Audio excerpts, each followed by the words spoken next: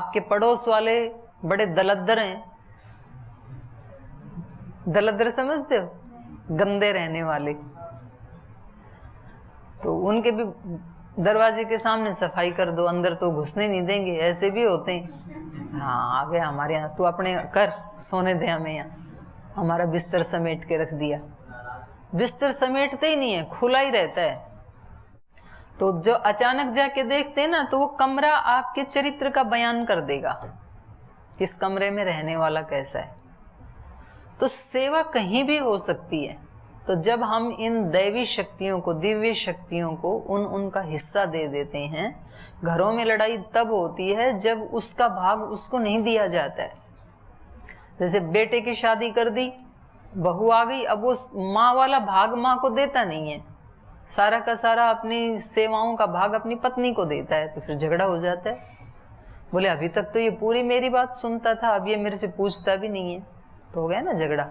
पत्नी का भाग पत्नी को दो, माँ वाला माँ को दो, पिता का पिता को दो, गुरुजनों का गुरुजनों को दो, ऑफिस वाला ऑफिस को दो, यज्ञ वाला यज्ञ को दो, व्यायाम का भाग व्यायाम को दो, ध्यान का भाग ध्यान को दो, सबको दो उनका हिस्सा। ये सब शक्तियां हैं, फिर झगड़ा नहीं होगा, सारे राजी सारे देवता। इसलिए तो बोलते हैं मातृदेवो भव, पितृदेवो भव, आचार्य देवो भव, अतिथि देवो भव, राष्ट्र देवो भव। कम से कम 5 देवताओं वाले तो बन जाओ। तो इनमें क्या समास है? आचार्य देवो भव, मातृदेवो भव, इसमें समास क्या है? बहुरी ही है। माता ही है देवता जिसकी, तो जिस व्यक्ति के लिए उसकी माँ उस देवता की तरह है, तो वो व्यक्ति क्या बन गया? मातृदेव। तो ऐसे इन्होंने उन सभी देवताओं का आह्वान किया और फिर उनका हवि उनको समर्पित कर दी। न च हूतम अभूत तत्र स्खलितम वा न किंचन दृश्यते ब्रह्मवत् सर्वं क्षेमयुक्तम ही चक्रिरे। और तत्र उस यज्ञ में न च आहूतम अभूत, जो भी आहूत किया गया वो सब ठीक ठीक आहूत किया गया, आहूत नहीं हुआ। न च आहूतम अभूत तत्र स्खलितम वा, कुछ भी स्खलित नहीं हुआ। जो कुछ आहूत किया गया वो सब जैसा करना चाहिए था, जिस देवता को जितना देना चाहिए था उतना ही दिया गया।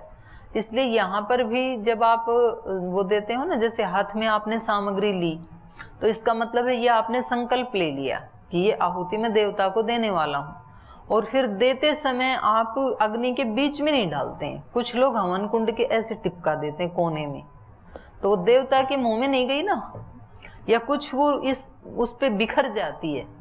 तो कोशिश ये करनी चाहिए, जो आपने सामग्री हाथ में ली है उसको आप ऐसे ढंग से डालें कि वो बीच रास्ते में भी ना बिखरे और हवन कुंड में भी साइडों में कहीं पड़ी ना रह जाए। अग्नि के बीच में डालें आप, कि डालते ही आपकी आहुति देवता के पास चली जाए, नहीं तो वो वेस्ट होती है, फिर स्खलित हो जाती है वो। आप किसी सगुण साकार व्यक्ति को खाना खिलाना चाहते हैं और उसके इतनी दूर बैठ गए और अभी गुलाब जामुन लेके और उसके मुंह में, तो कभी यहाँ गिरा कभी यहाँ गिरा, तो कपड़े तो सारे गंदे हो गए और उसके मुंह में गया नहीं कुछ भी। तो वो क्या देगा आपको? आशीर्वाद देगा कि अभिशाप की पिटाई? तो 2 चांस हैं, अभिशाप भी दे सकता है, पिटाई भी कर सकता है, आशीर्वाद तो दे नहीं सकता है। नहीं, कभी नहीं देगा, नेवर। जब आपने उसको बुलाया और खिलाया ही नहीं और उसके साथ बदसलूकी और कर रहे हैं, तो कैसे दे देगा? तो उसके मुंह में जाना चाहिए, और इतना इतना डालो जितने उसके मुंह का साइज है। मुंह इतना और वो हरियाणा का गोंद का लड्डू इतना,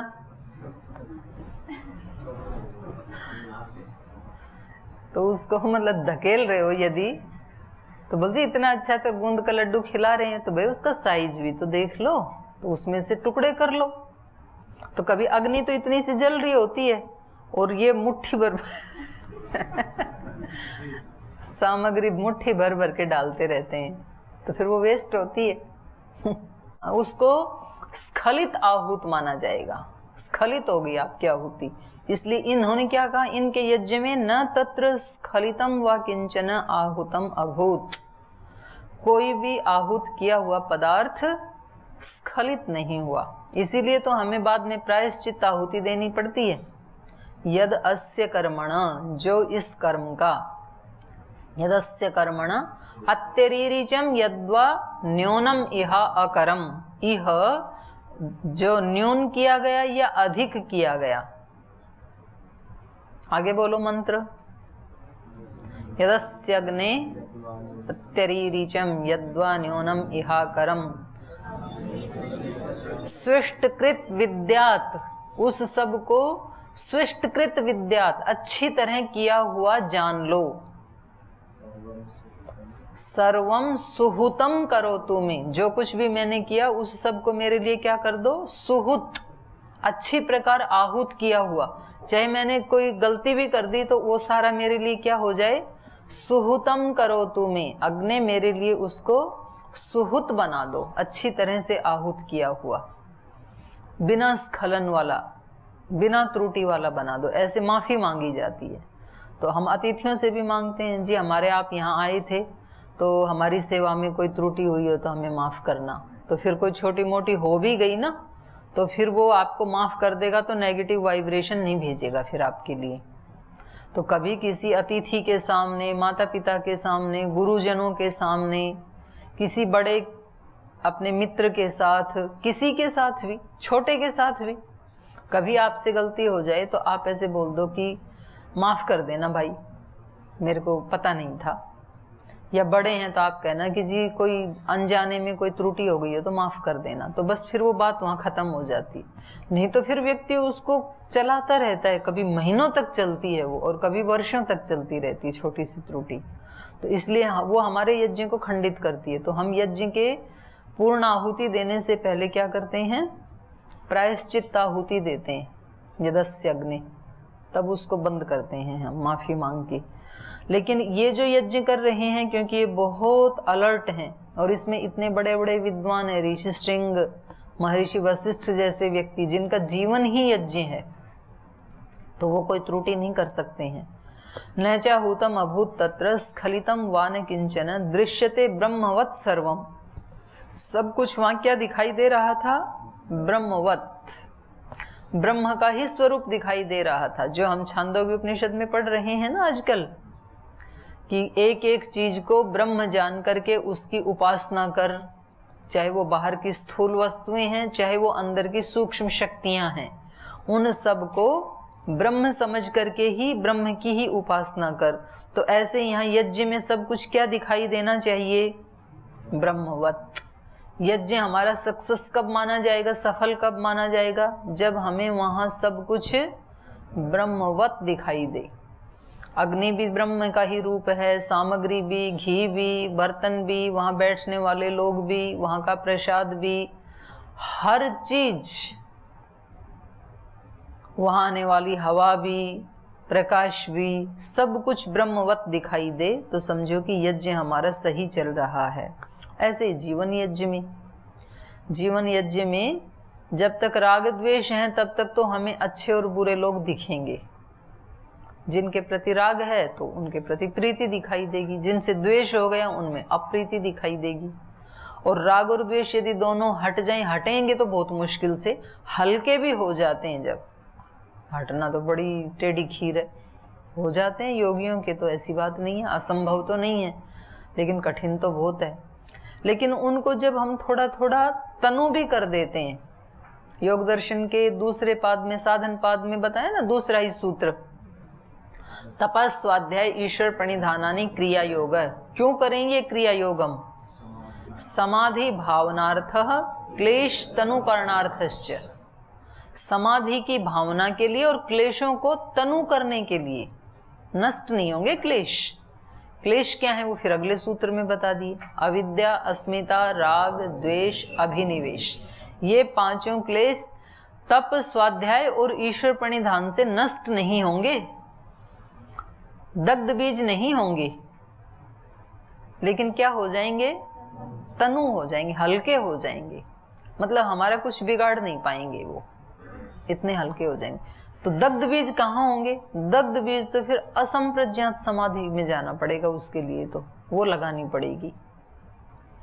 लेकिन शुरुआत यहां से कर सकते हैं। तप, जब भी कोई प्रतिकूल परिस्थिति आई तो तुरंत याद करना कि अब तप करने का टाइम आ गया है। जब हमारे मन के प्रतिकूल कोई परिस्थिति बनी, रोज बनती हैं, हर घड़ी बनती हैं, तो तुरंत याद करना कि तप करने का टाइम आ गया है, अभी तप करना है। तप, स्वाध्याय, एक दिन भी स्वाध्याय के बिना ना रहें, भले ही खाना खाने के बिना रह जाएं, बड़ी सहायता करता है स्वाध्याय हमारी। आप 5, 7, 10 दिन यदि स्वाध्याय से रहित रहेंगे ना, तो फिर आपको ऐसा लगेगा कि कुछ मिस हो रहा है जीवन में।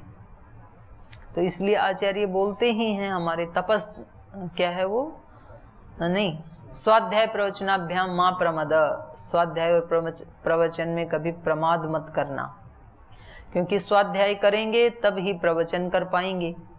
और प्रवचन करते समय दूसरा व्यक्ति सुने या ना सुने, पर बोलने वाले को पहले उस पर चिंतन मनन करना होता है, तभी तो बोल पाता है वो। तो वो फिर दूसरे उससे बच जाएगा, नेगेटिव थिंकिंग से बच जाएगा। तो तप, स्वाध्याय और ईश्वर प्रणिधान, जितनी बार दिन में याद आ जाए, 1000 बार, 2000 बार, 3000 बार, क्योंकि 60,000 विचार उठाते हैं आप, तो कम से कम 50% भी याद आ जाए। 30,000 बार भी यदि ईश्वर प्रणिधान याद आ जाए तो फिर बात बन जाएगी। सब काम करते समय कैसी स्थिति रहे चित्त की, ईश्वर प्रणिधान की। तो उसमें पहले तो व्यक्ति टारगेट लेकर के याद करे कि आज मेरे को कम से कम दिन में 1000 बार ईश्वर प्रणिधान, इस शब्द को ही याद करना है। याद, शब्द को याद करते उसका अर्थ याद आ जाएगा फिर। और फिर धीरे धीरे उसका जीवन अभ्यास करते करते तो चीजें अपने आप ही बढ़ जाती हैं। किसी भी चीज का अभ्यास कर लो, चाहे तो योग का कर लो, चाहे तो भोग का कर लो, फिर तो एक्सपर्ट हो ही जाता है व्यक्ति। अभ्यास की ऐसी महिमा है। तो जब उसको सब कुछ ब्रह्मवत दिखाई देने लगे जीवन में, जैसे कि योगियों को दिखाई देता है, वो सब मनुष्यों में उनकी शकल सूरत, उनके शरीर, उनका रहन सहन, वो सब नहीं देखते हैं, उस सब के अंदर जो आत्मा है उसको देखते हैं। एक्सरे की तरह, एक्सरे जो है वो बाहर का नहीं देखती ना, अंदर का देखती हैं, वो हड्डियों के आर पार जो है उसको देखती हैं। तो ऐसे गुरु की दृष्टि कैसी होती है? एक्सरे जैसी होती है। वो बाहर का नहीं देखता है, वो उसके अंदर उसकी आत्मा का दर्शन करता है गुरु। तो वो सब में उसी आत्म तत्व को देखता है, सब में उसी ब्रह्म तत्व को देखता है। तो इसलिए उसको किसी से राग द्वेष नहीं होता है गुरु को। गुरु का मतलब योगी, जो आत्मवेता ब्रह्मवेता गुरु हैं। और उससे नीचे राग द्वेष है तो फिर उसमें तो रहता है, तो उनको भी हल्का करना। तो इनका जो यज्ञ है, इनमें सब क्या दिखाई दे रहा है? ब्रह्मवत सर्वम दृश्यते, सब कुछ ब्रह्म की तरह ही वहां दिखाई पड़ता था। क्षेम युक्तम ही चक्रीरे, और वो सब, वो यज्ञ क्या हो गया? क्षेम युक्त बना दिया उन्होंने। कुशल क्षेम 2 शब्द आपने सुने ना। तो वो सब क्षेम युक्त, माने जो कुछ, कुशल का मतलब होता है जो अपने पास है उसको बचाना, और क्षेम का मतलब जो अभी अप्राप्त है उसको प्राप्त कराने वाला हमारा कर्म। तो ऐसे बोला जाता है ना कि भाई योगक्षेम, योगक्षेमम वहाम्यहम, गीता में आया ना, मैं उनके योगक्षेम का निर्वहन करता हूं। तो योगक्षेम क्या है? जो है उसकी रक्षा करना योग, और जो अभी अप्राप्त है उसको प्राप्त करना क्षेम। इनको अभी पुत्र प्राप्ति नहीं है, तो इसलिए इन्होंने यज्ञ को क्या कर दिया? क्षेम युक्तम ही चक्रिरे, निर्विघ्न कर दिया यज्ञ को। और सब कुछ वहां ब्रह्मवत दिखाई दे रहा था, मतलब इतनी सात्विकता भरी हुई थी वायुमंडल में। क्योंकि जब से इन्होंने तैयारी करनी शुरू की तो कार्यकर्ताओं के मन में एक ही भाव भर रहे हैं महर्षि वशिष्ठ बार बार, भाई जो भी काम करो वो कैसे करना, श्रद्धा युक्त होकर के करना, भक्ति से युक्त होकर के करना, विनम्रता से युक्त होकर के करना। पहली शिक्षा ये ही है। जो भी काम करो, सूत्र याद करना बाद में है, नेक्स्ट शिक्षा है वो। फिर आप चाहे दर्शन याद करो, अष्टाध्यायी करो, या आप किचन में काम करो, चाहे आप झाड़ू लगाओ, चाहे आप अपने वस्त्र धो, जो भी काम करें वो सब बाद में। सबसे पहली शिक्षा, जो भी करो उसको सात्विक भाव से करना, विनम्रता के भाव से करना, श्रद्धा के भाव से करना, भक्ति के भाव से करना। ये शुरुआत है। शुरुआत ही गलत हो गई तो मंजिल गलत होगी निश्चित रूप से। पहला कदम यदि गलत रास्ते पे रखा तो उस रास्ते पे चल के जिस मंजिल पे पहुंचेंगे आप, वो मंजिल गलत ही होगी निश्चित रूप से। इसलिए पहले वाला स्टेप ठीक रखना, फिर आप कितना भी पहुंचे, आप 10 कदम ही चलें कोई बात नहीं, लेकिन रास्ता तो ठीक है ना। तो यदि ये चीजें प्रतिष्ठित हो जाएं व्यक्ति के जीवन में, और होना ही चाहिए, और होंगी क्यों नहीं होंगी, जब इतने लाखों लाखों ऋषियों के जीवन में प्रतिष्ठित हो गई तो वो हमारे जीवन में क्यों नहीं होंगी। लेकिन उसको हमें जागरूकता पूर्वक लेके चलना है कि काम चाहे मैं दिन भर में 5 ही करूं, चाहे 8 ही करूं, जरूरी नहीं है ताबड़तोड़, लेकिन वो कैसे करने हैं मेरे को, ज्ञान युक्त होके, श्रद्धा युक्त होके, भक्ति से युक्त होकर के, विनम्रता से युक्त होकर के, अहंकार से युक्त होकर के किए तो करा कराया सब पानी में चला जाएगा। बोलते हैं ना खांड का पानी बन गया, शब्द सुना मैंने यमुनानगर में देखा। एक बार मैं गई हुई थी प्रवास पे, ये यमुनानगर नहीं अंबाला, और उस समय बाढ़ आ गई और वो पानी घुस गया दुकानों में। बोरियां भरी रखी थी खांड की, इतनी बड़ी बड़ी, दुकान में पानी गया, बोरी बोरी मिली, खांड का पता ही नहीं, खांड पानी में चली गई सारी। तो तब मैंने देखा कि सुना तो था खांड का पानी हो गया, देखा आज। तो किया कराया सब व्यर्थ हो जाता है जब हमारे अंदर अहंकार आ जाए, तो विनम्रता चली जाए तो पहली शिक्षा यही है। तो ये बड़े सावधान हैं सब, महर्षि वशिष्ठ भी सावधान है, श्रृंगी ऋषि भी सावधान है, महाराजा दशरथ भी, उनकी रानियां भी, उनके मंत्रीगण भी, उनके कार्यकर्ता भी, उस यज्ञ में शामिल होने वाले राजा महाराजा भी, उनको पहले यही निर्देश दिया गया है और उन्हीं को ही बुलाया गया है जो सुधार्मिक हैं। पहले आया था ना कि उन लोगों को ही निमंत्रण भेजो जो सुधार्मिक, अच्छे से धार्मिक हैं। क्योंकि एक व्यक्ति भी गड़बड़ आ जाता है ना तो फिर वो तो सबकी तबाही करने के लिए पर्याप्त है। एक व्यक्ति भी क्लास में यदि कुछ गड़बड़ कर रहा है पढ़ने के समय, तो फिर सारी क्लास को डिस्टर्ब करने के लिए पर्याप्त है वो एक ही। क्योंकि बार बार फिर मेरा ध्यान वहां जाएगा, फिर मैं उसको टोकूंगी, तो फिर सब लोग उधर देखेंगे, तो सब डिस्टर्ब हो गए ना। पानी मतलब किसी झील में टनों टनों पानी है, कई कई क्विंटल, कई टन, और इतने भारी भरकम पानी को हिलाने के लिए एक कंकरी बहुत है। बस एक कंकरी उठा के आपने बीच में मारी तो फिर वो लहर उत्पन्न हुई, एक, फिर दूसरी लहर, फिर तीसरी, फिर चौथी, लास्ट तक जो पानी था वो सारा प्रभावित हो जाएगा उस एक कंकरी से।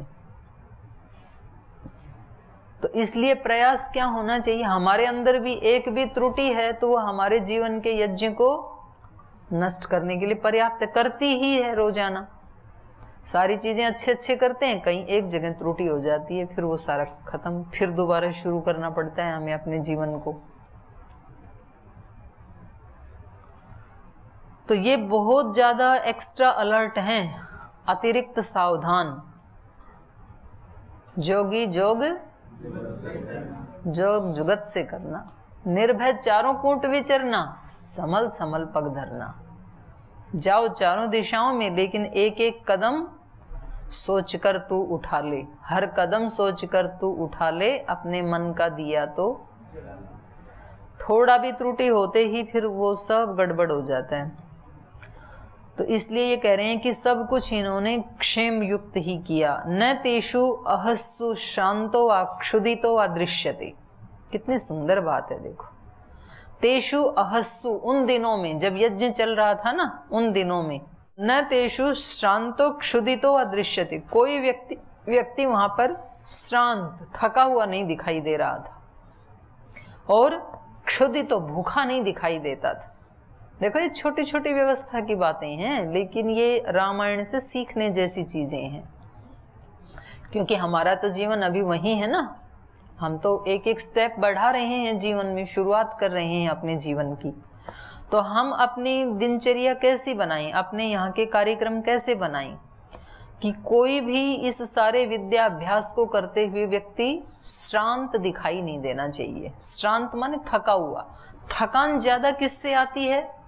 थकान ज्यादा शारीरिक श्रम से नहीं आती है, मानसिक उदासी से आती है ज्यादा। जब मन अप्रसन्न होता है ना, तब व्यक्ति ज्यादा थकता है। आपका मन प्रसन्न है तो जैसे कभी कोई फंक्शन होता है घर में, विवाह शादी होता है, लेकिन मन प्रसन्न है तो चाव चाव में व्यक्ति कितने काम कर लेता है। और यदि किसी दिन आपका मन अप्रसन्न है तो आपने काम भी नहीं किया, आप ड्यूटी पे भी नहीं गए, आपने घर में भी कोई विशेष काम नहीं किया, फिर भी आप खाट में पड़े हुए हैं, बेड पे पड़े हुए हैं, सोफा पे पड़े हुए हैं, आप कह रहे हैं बहुत थकान हो रही है। तो थकान किससे हुई? काम तो कुछ किया ही नहीं, क्योंकि वो मन की अप्रसन्नता है। शरीर को भी जितना अपेक्षित है उतना विश्राम तो मिलना ही चाहिए, जितनी उसको खाने की डिमांड है वो तो मिलना ही चाहिए खाना। तो वहां कोई भूखा नहीं है। अब मान लो यज्ञ तो चल रहा है सुबह से शाम तक 10-12 घंटे, और खाने के लिए भी छोड़ा नहीं, तो फिर वो कैसे दिखाई देंगे? भूखे दिखाई देंगे फिर वो। और ज्ञान यज्ञ तो चल रहा है, हमने छोटे छोटे बच्चों को 4 बजे उठा दिया और 5 बजे से कक्षाएं शुरू कर दी, तो फिर वो कक्षा में बैठे बैठे लटके तो मारेंगे ही या उबासी लेंगे। तो बोले जब देखो मुंह खोलते रहते हैं, तो वे खोल लेंगे इनको, नहीं सोने दोगे तो कोई भी बड़ा काम, यज्ञ कर्म तो कोई भी हो सकता है, विद्या यज्ञ भी, ज्ञान यज्ञ भी हो सकता है, द्रव्य यज्ञ भी हो सकता है, अश्वमेध यज्ञ भी हो सकता है।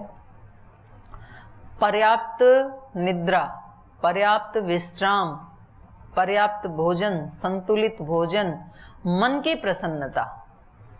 अब जैसे मान लो यहाँ पर सन्यासी हैं, तो सन्यास लेने के बाद कम से कम उनको 1-2 घंटा तो ऐसे देना ही पड़ेगा कि वो एकांत में चाहे अपना स्वाध्याय करें, चाहे वो अपना ध्यान लगाएं, चाहे वो जप करें, कुछ तो स्वतंत्रता देनी होगी ना। और बिल्कुल उनको वैसे खींच के रखा जाए तो फिर वो सारी दिनचर्या तो करेंगे लेकिन वो इरिटेट हो जाएंगे, फिर इरिटेशन आएगा। फिर तो मिलना ही चाहिए वो, क्योंकि सन्यासी को तो इतना एकांत होना ही चाहिए। विद्यार्थी को 2-4 घंटे का तो पढ़ने का टाइम मिलना ही चाहिए। जब उसको याद करने का टाइम ही नहीं मिलेगा तो वो अगले दिन याद करके सुनाएगा कैसे? कुछ होंगे अपवाद जो टाइम न मिलने पर भी कर लेंगे, लेकिन हमें नियम अपवादों को ध्यान में रख करके नहीं बनाने चाहिए। नियम कैसे बनाने चाहिए? सामान्य व्यक्ति को ध्यान में रख के, क्योंकि ज्यादा संख्या सामान्य की होती है। तो ये इतने सुंदर ढंग से इन्होंने डिजाइन किया है अपने यज्ञ को कि कह रहे हैं उस यज्ञ में तेसु अहस्सु, जब यज्ञ चल रहा था उस दौरान, उन दिनों में न श्रांतो दृश्यते, कोई व्यक्ति थका हुआ नहीं दिखाई। सब में चाव चढ़ा रहेगा, सब में एक भाव बना रहे कि अगला सवन कब होगा, हम उसमें बैठें। एक एनर्जेटिक जैसी स्थिति व्यक्ति अनुभव करे तो समझना कि यज्ञ सफल हो रहा है, सक्सेस चल रहा है। तो उसमें कोई शांत दिखाई नहीं देता था। क्षुधित हुआ, जब देखो पेट को ही पकड़ के बैठे रहे तो पता चलता है कि ये व्यक्ति भूखा है, इसको भूख लगी, ऐसा भी दिखाई नहीं देता। इतना ज्यादा भी नहीं खिलाना कि यज्ञ में बैठ के लटके मारे, और इतना भूखा भी नहीं रखना कि वहां मन ही ना लगे। तो इसलिए ये अनुष्ठान आदि करते हैं ना, तब फल दूध आदि ऐसे सात्विक आहार दिए जाते हैं कि एनर्जी भी बनी रहे और रजोगुण तमोगुण की वृद्धि भी ना हो। न अविद्वान ब्राह्मण, वहां जो उपस्थित ब्राह्मण थे उनमें कोई भी ऐसा नहीं था जो अविद्वान हो, मतलब सबके सब विद्वान थे। तो अपने अपने टॉपिक में सब लोग विद्वान हो सकते हैं। कोई व्यक्ति कृषि में विद्वान हो सकता है, कोई व्यक्ति झाड़ू लगाने में विद्वान हो सकता है, कोई व्यक्ति पाक शास्त्र में विद्वान हो सकता है, अनेक विद्याएं हैं ना। कोई व्यक्ति संगीत में विद्वान हो सकता है, कोई व्यक्ति किसी खेल में विद्वान हो सकता है, उसको हर बारीकी का पता है। कोई कुश्ती में विद्वान हो सकता है, कोई व्याकरण में विद्वान हो सकता है। तो विद्वान कहते ही हमारे माइंड में ये आता है कि सबने ही व्याकरण और दर्शन पढ़ रखे थे क्या? तो ब्राह्मण तो पढ़ते ही हैं बिना किसी हेतु के। लेकिन हमने पीछे तो रामायण में पढ़ा कि वहां तो नगरी में ही कोई ऐसा नहीं था जो विद्वान ना हो। तो माने अपने अपने फील्ड में जो जिस व्यक्ति के अंदर बीज है उसको पूरी ऐसी अपॉर्चुनिटी दी जाती थी कि वो उसको पूर्ण अभिव्यक्त कर सके। और आज भी देखते हैं, जैसे ऑस्ट्रेलिया में आप जाओगे ना तो वहां कागज पत्र की जो डिग्रियां हैं इनकी कोई वैल्यू नहीं है। आप 3, 4, 5 डिग्री कितनी भी अपने साथ लेके जाओ, आपके पास बीए की, एमए की, पीएचडी की, डीलिट की, बीएमएस की, एमबीबीएस की कोई भी डिग्री है, वो कहेंगे इनको साइड में रख दो, अपना हुनर दिखाओ, आपको आता क्या है। वहां पर व्यक्ति के कर्म की पूजा, काम से आपको पैसे देंगे, वो डिग्री से नहीं देते हैं वहां पे। कितनी अच्छी बात है। इसलिए एक प्लम्बर को भी एक इंजीनियर से ज्यादा पैसे कमाता है वो वहां पे। एक टैक्सी का ड्राइवर सबसे ज्यादा पैसे कमाता है। ड्राइविंग ज्यादा लोगों को आती नहीं, क्योंकि ड्राइविंग भी एक हुनर है। तो विद्वान का मतलब है जो हमारे अंदर रुचि है और जो बीज है उसमें एक महारत, उसमें एक विशेषता प्राप्त करना, उसकी पूजा होती है हमेशा। डिग्री डग्री तो थोड़े दिन का होता है, उसके बाद जीवन भर तो जो व्यक्ति के अंदर एक हुनर है उसकी पूजा होती है। और पहले हमारे यहाँ भी यही था और वापस यहीं आना पड़ेगा। इसलिए वहाँ कोई झगड़ा नहीं है और काम करने वालों की बहुत वैल्यू है। इसलिए हर व्यक्ति काम करना सीखना चाहता है। सेवा की बहुत वैल्यू है। तो ऐसे ही यहाँ पर भी कह रहे हैं, न अविद्वान ब्राह्मण कश्चित और न अशतानुचर तथा। जो शतानुचर ना हो, माने 100 वर्ष जीने वाला ना हो, ऐसा भी एक भी व्यक्ति नहीं था। माने सबकी आयु कितनी? 100 वर्ष के। अच्छा, अनुचर, हाँ ये भी ठीक है। तो फिर इतने लोगों को कहाँ ठहराया? हो सकता है सारे आए नहीं होंगे, पर उनके सबके विद्वानों के 100 अनुचर भी थे। कोई ऐसा नहीं था जिसके 100 से कम अनुचर हों। नहीं, पता लगा कि विद्वान तो है पर चेले एक भी नहीं है। वो बोले कि स्वामी जी आगे बढ़ो, हम तुम्हारे साथ हैं। और स्वामी जी ने पीछे मुड़ के देखा, मैदान साफ है। तो ऐसा नहीं होना चाहिए। तो अनुचर भी हैं। तो चलिए शेष चर्चा कल करेंगे। आज समय हो गया, यहीं पाठ को विराम देते हैं।